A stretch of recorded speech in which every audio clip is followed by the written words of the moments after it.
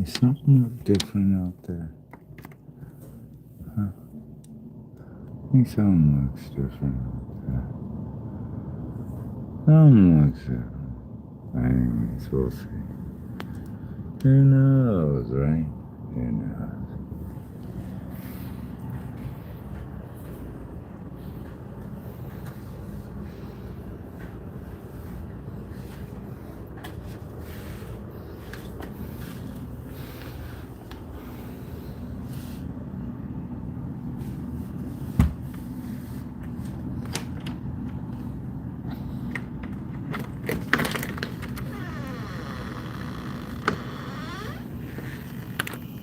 You know what? It's funny.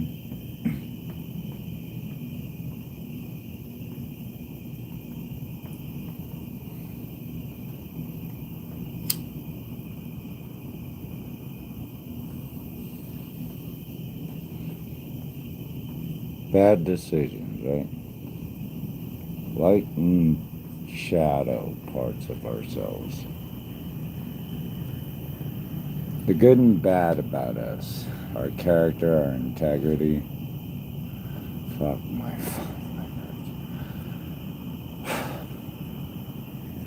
So yeah.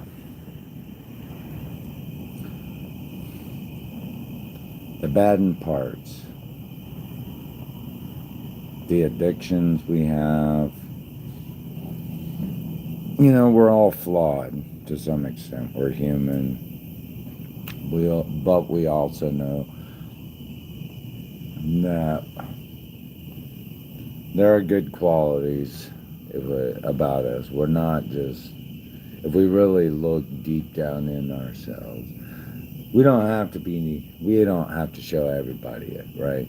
We don't have to show everybody the good parts of ourselves. We want to reserve those maybe for certain people.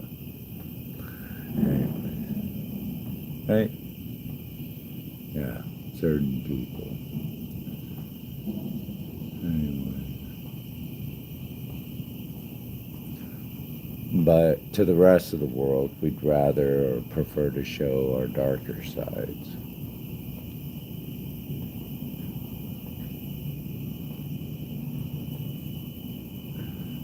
Alright. Well, yeah. We can talk about that. There's a book that I like. It's a playbook. You know, it's a playbook.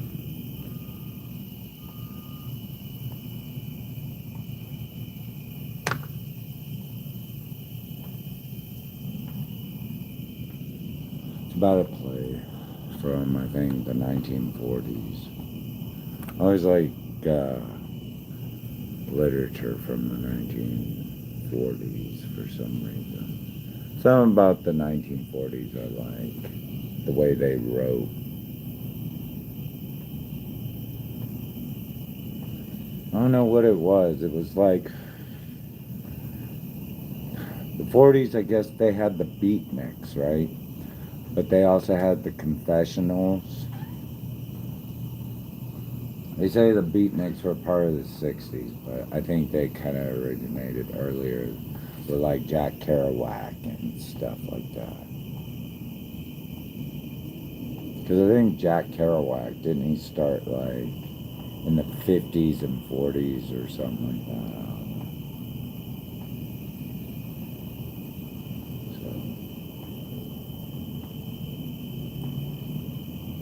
William S. Burroughs, yeah, about 50s and 40s. And then Allen Ginsberg kind of blows up on the scene in the early 60s or some shit. So, not a big fan of the beatniks, but, you know, some of them are alright.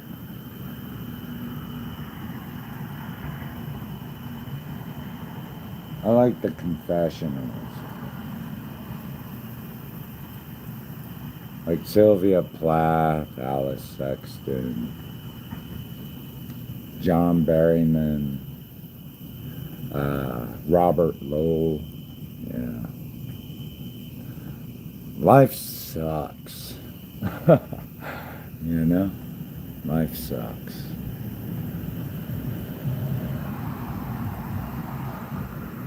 People suck. They act like, such and such, but they all really just suck. Suck. They make your life hell.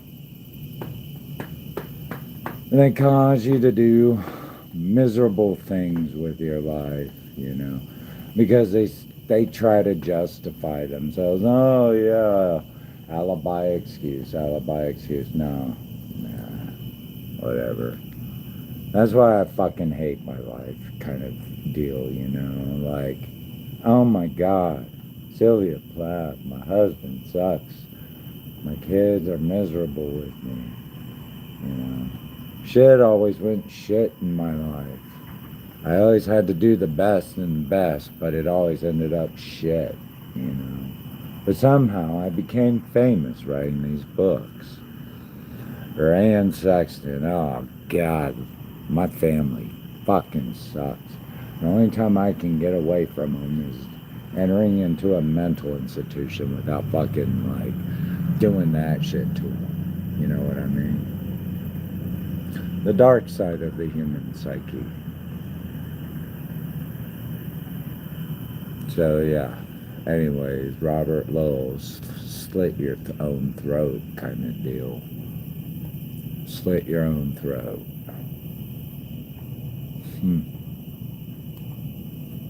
Yeah, they wrote about that stuff in the 1940s too. Sylvia Plath put her head in a fucking oven. Gas oven. And Sexton, I don't know. What did she do? I forget. Robert, who swam out into the... I don't know, but I'm not interested in that part. Those parts, really. But I can relate in their writings. We all have dark sides to ourselves. We don't have to be picture perfect. We all have to wrestle with the angels and the demons in ourselves. The light and dark. The things we don't really enjoy all the time about who we are as a person. Makes you feel like shit, sometimes. You can't live up to certain expectations. It's too much. They demand perfection, but what's their definition versus your definition of perfection? They're driving around in a fancy car? Not really. I don't give a fuck. I'm fine with just an average EV from China that costs like $5,000 and gets me around town. Do I want a big fancy mansion? Well, I can get a cheap one from China. Anyways.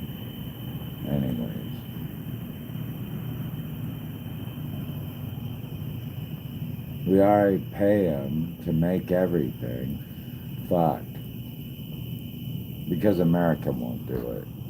That's the problem. For whatever reasons, I don't fucking care. It's not my problem. But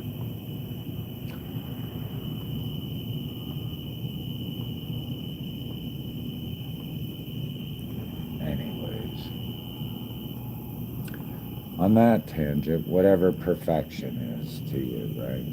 Clean water, good food.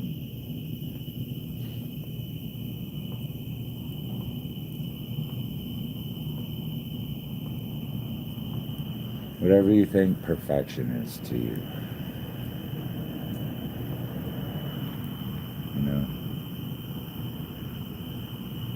Not everybody's definition of perfection should be projected onto another person, because that is not the same experience they are going through at that time. They can't relate to your ideals.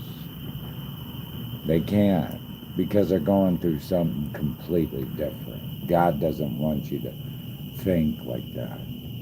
I'm not saying be a renegade or an outsider. But why do you want me to give undevoted attention to the fucking topics of global warming when right now I'm dealing with my family member that just passed away, you know? Oh yeah, global warming. What am I gonna do now?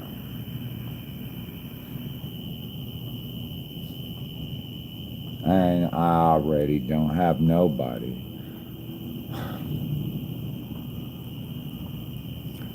Christmas is already fucking lonely.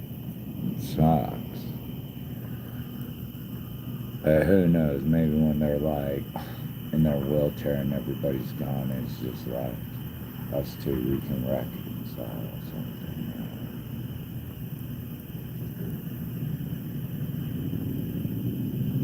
But anyways, we live in some families that don't always get to live in that picture perfect nuclear. I only show the good side to my family, but I'm an asshole to the rest of the world kind of thing. Some families have to do it the opposite way. And that's the sad part. They have to pretend that they're picture perfect on the outside when they're falling apart on the inside. And things aren't good. But they have to show the world it's good. Regardless. You know. Yeah. Anyways.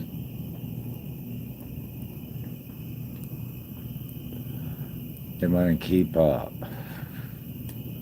with appearances. They want to be a part of society. They want to be that perfect.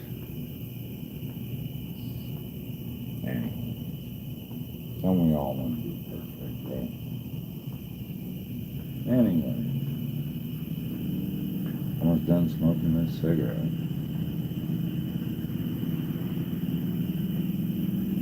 I'm gonna eat the last of my food, and then I guess I'm gonna starve to death.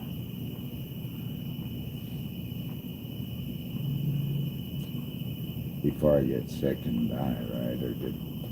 I had this weird fucking thing ready for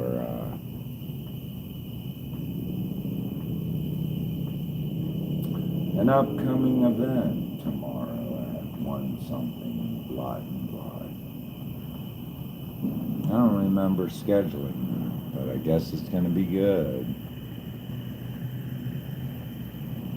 Guess I don't get fucking last things, last rites, whatever. Not like anybody else.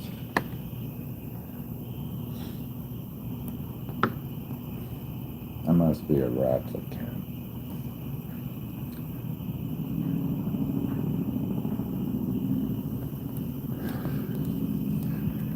They don't get any last whatever.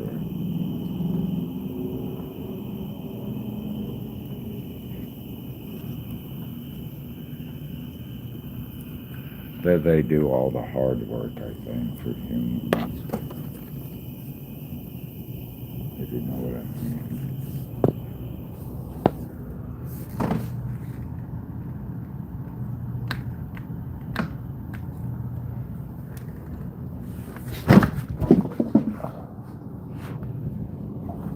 Anyways. So yeah. Maybe I'll go check on my dinner real quick. Maybe I don't.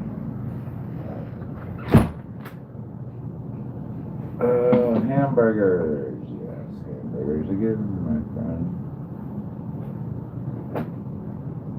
You know, like fucking old boy.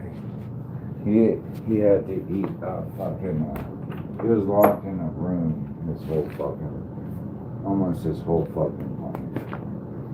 And all he ate was yakimandus, which are little dumplings, pot stickers, every day. I like those. Why the fuck not? I like them fried, though. Deep fried. That nice crunch with the beef and all that other stuff feeling.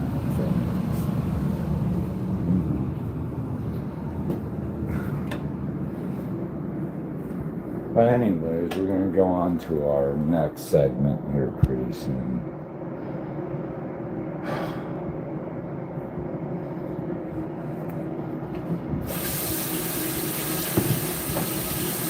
This is fun, I guess. Kill a replicant today. Getting tired. Let him tell a story before he goes away.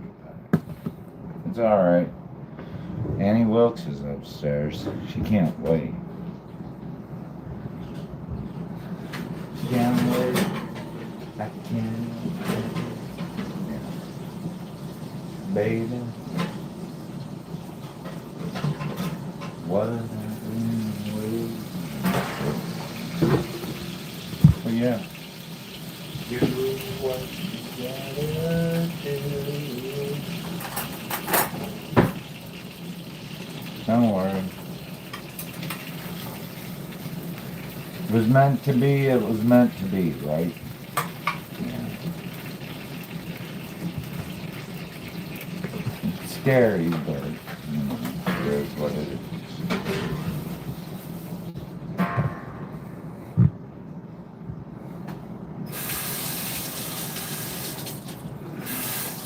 Still doing my dance. It's kind of bouncy.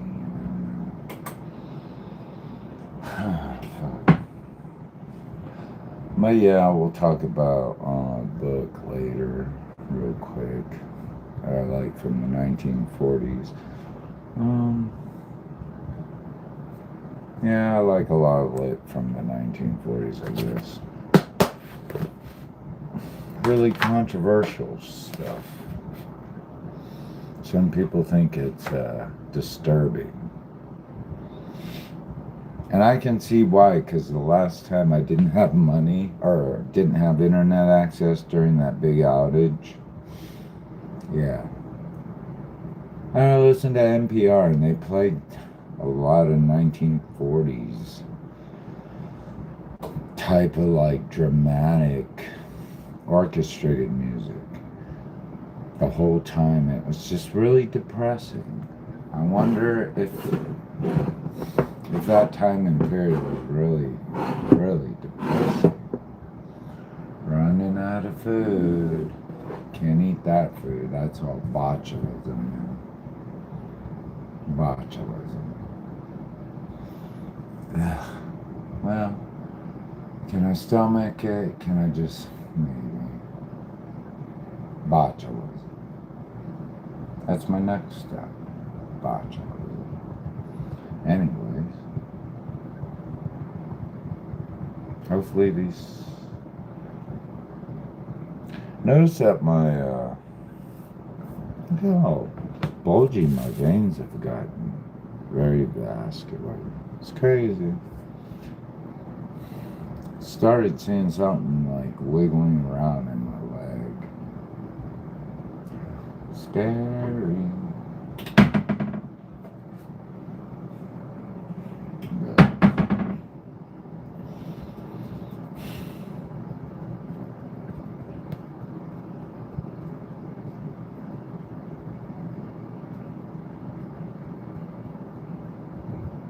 Yeah, the one that's all fucked up.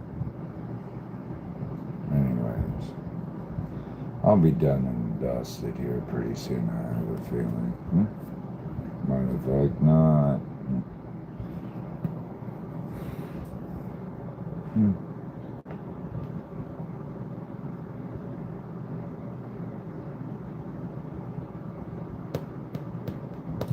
Still waiting for that food. I'm tired. Got a lot of work to do. before the grand finale tomorrow, I guess. That was pre-scheduled without my authorization. So all that, it's alright. It's alright. It's okay. Let's see, pancakes stacked or separate? Oh, I haven't had pancakes in a long time, but I don't like them that much. I think they're kind of bland.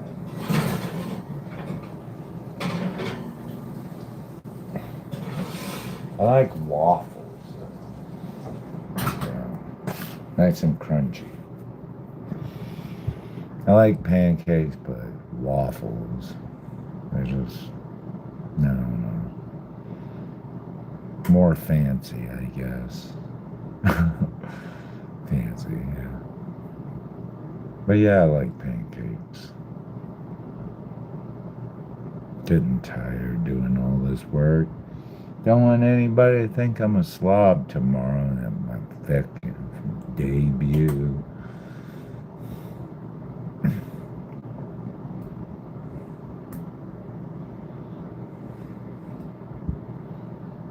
But that's alright.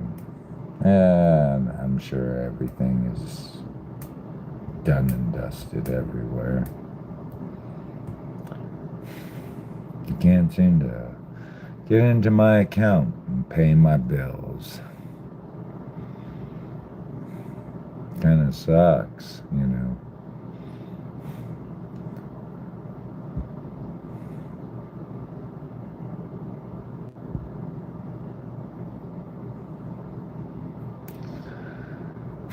Yep. Can't even get into my account and pay my phone bill. Can't do it. Try to get in there to pay my phone bill. Wouldn't let me in. Funny. Great. Lovely day. Yeah.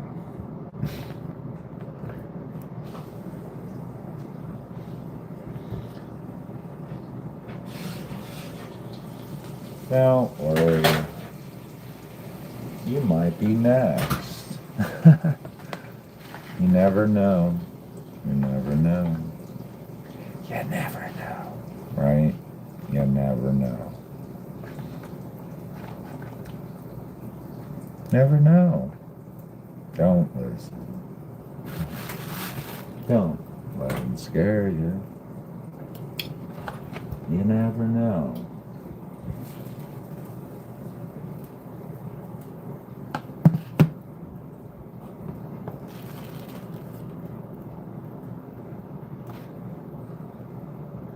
I'm not very good at playing that game, I don't think.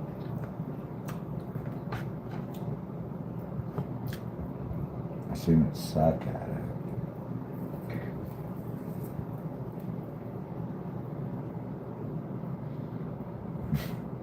Anyways.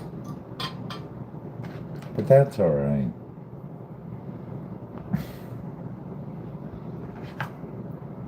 You know. That's alright. Because you never know what will happen next.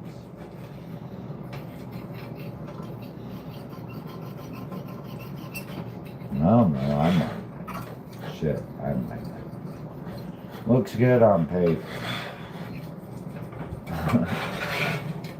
Looks good on paper.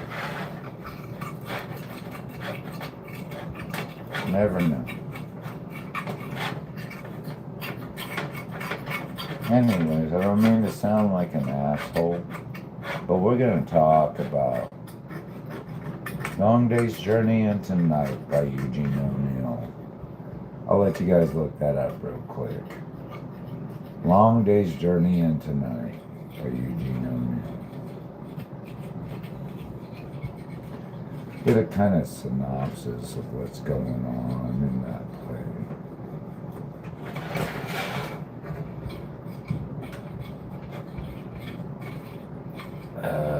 Yeah. I always related to that, buddy. Shit was always going south. Shit was always whatever, you know? There weren't no things about ride or die. It was just like survival for a long time. Not everybody knows that, though. You don't know you're suffering until you're suffering. That's the thing. I've always known I've been suffering. Probably for a lot more people than they think. Who knows? I don't know if some people in my family could have made it this long. Even when they've, yeah. But, yeah.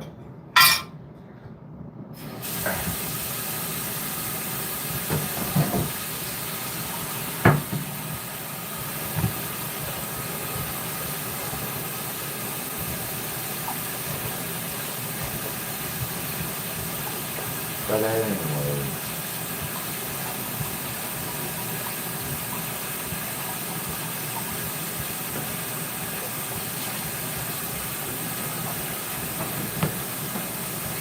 don't know how this getting started. I don't know what I did. I thought you had to be a part of something to be a part of this. Anyway.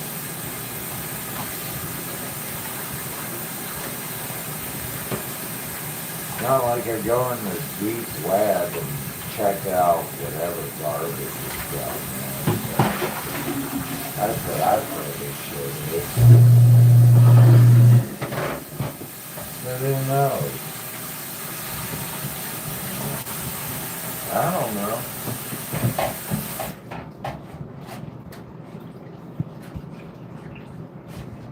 I just know I have to be scared as fuck. Never been hunted before? Everybody gets hunted at some point in their life, I think. Especially if you hunt someone. You're always the next one.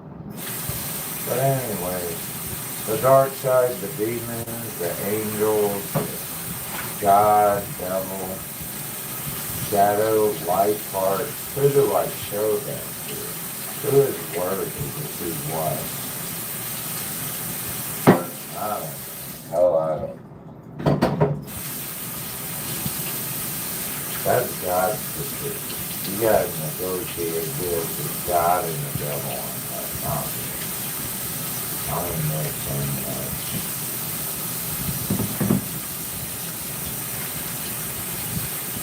Like I always said, it's always fun for a day pass at the devil's playground. But I don't think I can handle the whirl ride all day. Fucking drives me fucking insane, you know what I mean? Insane, sick, I'd throw up all day on that damn thing. Yeah, I don't know. Who knows?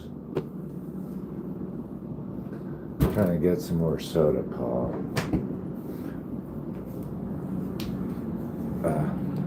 Always remember,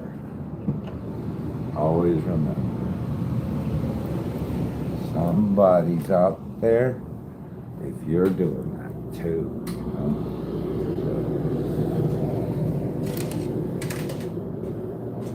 That's all right. God has given you that decision, that right? That's not my decision. It's not. I'm not in charge of shit like that. But anyways, that's something you have to wrestle with, not me. On many levels.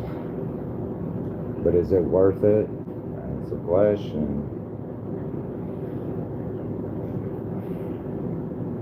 Is it worth it? Just God say it's worth it? Maybe you know. But anyways, here's a long day's journey into night. Listen to God, like with the devil, right? God will tell you. The devil will tell you exactly what he wants to. God will give you permission, yes or no. I don't have to tell you that. But anyways, long day's journey into night by Eugene O'Neill. So basically this is it. Eugene O'Neill, Long Day's Journey into Night. It's a really sad story. It's the saddest story I've ever fucking heard in my life, to tell you the truth. It's about a family. It was like they're 1939, 1940. It's like they were writing some really hardcore stuff back then, in my opinion. But they were taught. This is where like we started talking about things that in literature that most people didn't talk about, really. One being like, so I'm not going to go through the acts or anything. I'm not going to tell you the synopsis, but what I'm going to tell you is who these characters are. They'll give you a better idea. So James Tyrone Sr. is a 65-year-old. He's the father, all right? He looks 10 years younger and is about 5 feet 8 inches tall, but appears taller due to his military-like posture and bearing. His broad shoulders, deep chest, and remarkably good-looking for his age with light brown eyes. His speech and movements are those of a classical actor with a steady technique, but he is unpretentious and not threadbare and shabby. He wears his clothes to the limit of usefulness. He has been a healthy man his entire life and is free of hang-ups and anxieties except for fear of dying in the poorhouse. An obsession with having money, and has streaks of sentimental melancholy and rare flashes of intuitive sensibility. He smokes cigars and dislikes being referred to as the old man by his sons. All right. We know what he's struggling with, right? That's the demon. He's afraid to be a poor man. He's scared that everybody thinks he's just a bum. All right. Mary Cavan Tyrone. This is his wife. 54 years old. The wife and mother of the family, who lapses between self-delusion and the haze of her morphine addiction. She is a medium height with a young, graceful figure. Trifle plump with distinct Irish facial features. She was dark, almost black eyes. She was soft and attractive, voice with a touch of Irish lip when she is married. Mary has been addicted to morphine since the difficult birth of her youngest son, Edmund. The doctor who treated her simply gave her painkillers, which led to a lifetime morphine addiction and continues to plague her. So, alright, we already knew two characters are really screwed up in this play, right? One's a dope head, and the other one thinks he's afraid of becoming seen as a fucking bum. These are your two parents, alright, in the play. God, how to start a story, huh? Especially in the 1940s. So, yeah. Sorry, I'm trying to drink some soda. Give me a second. I'll let you.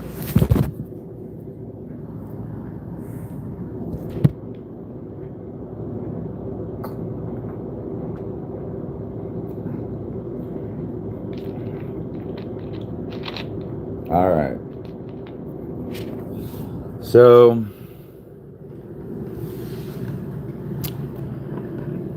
We're dealing with a mother and father who have a lot of personal issues, dark, dark, dark secrets about themselves, shadow sides.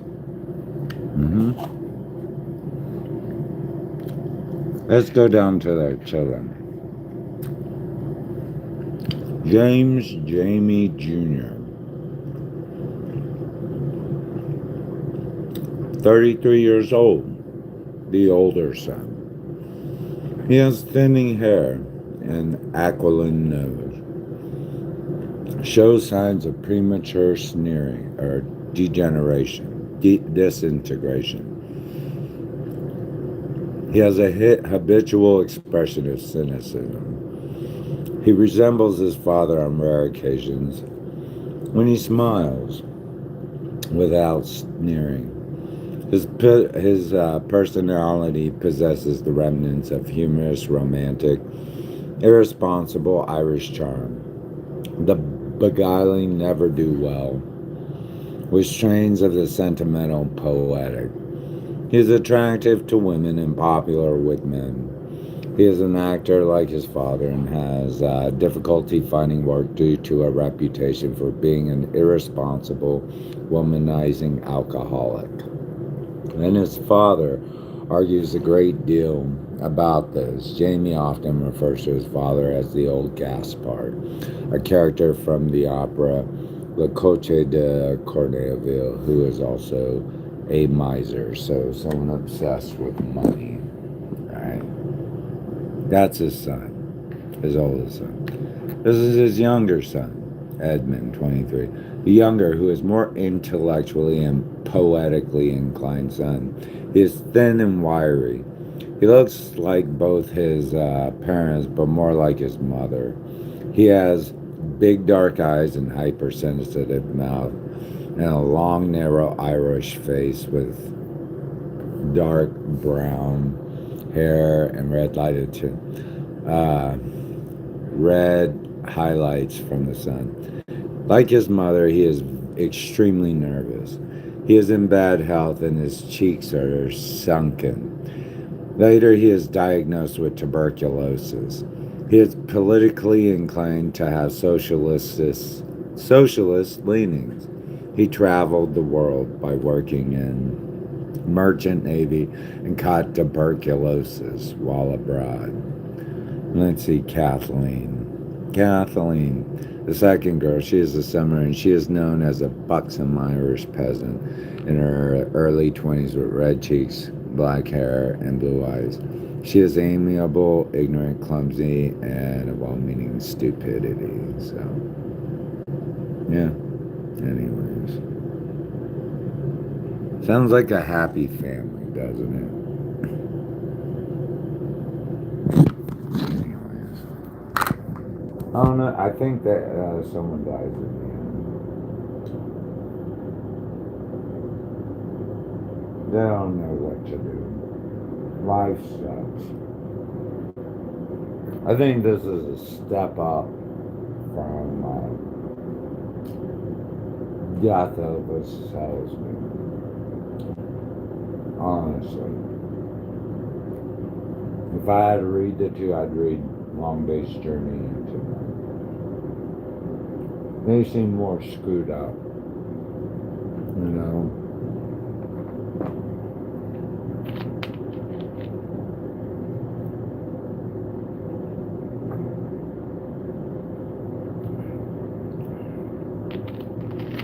Yeah.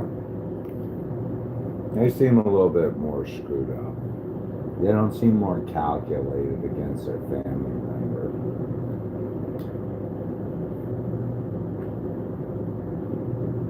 Just because they think he's weak.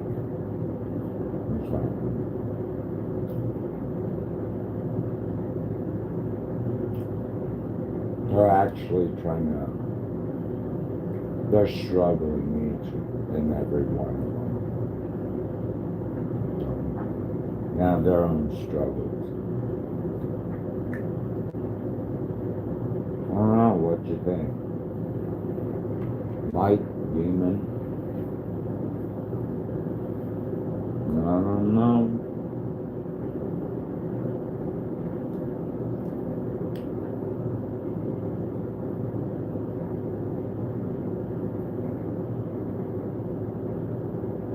Is there a prostitute in this, I think?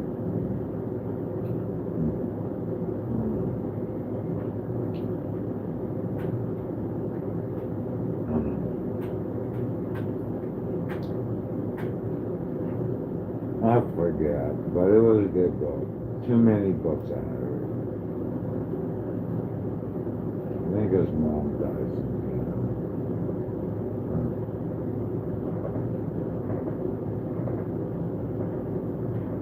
I don't remember who died.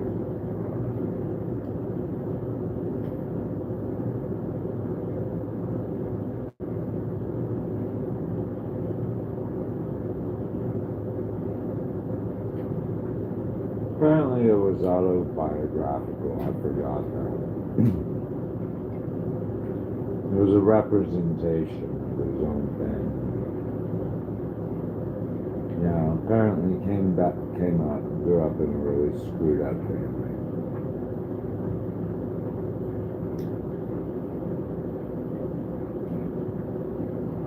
But they tried their best, it seems like.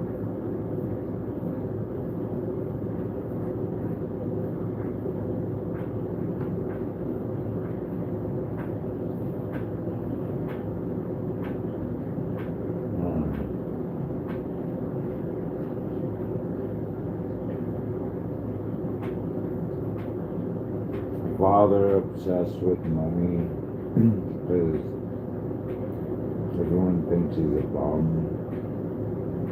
A mother that just can't get off the dope.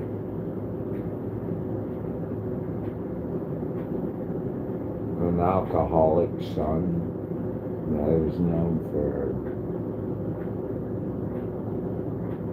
mistreating women. And another one with a communicable disease that will end up killing people. Sounds like my family.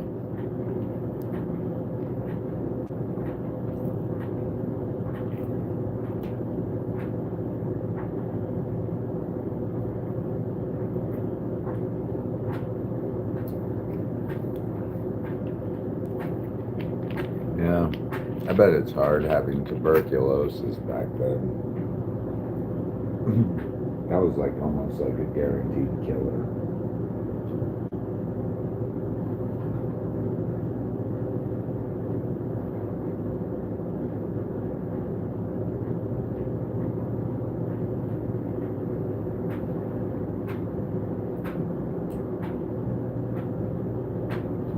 I guess it was like worse than age, right? But yeah. Talk about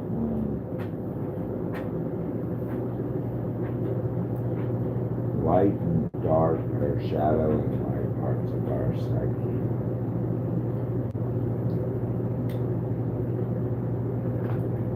Anyways, I'm going to stop this and start the other one. I think.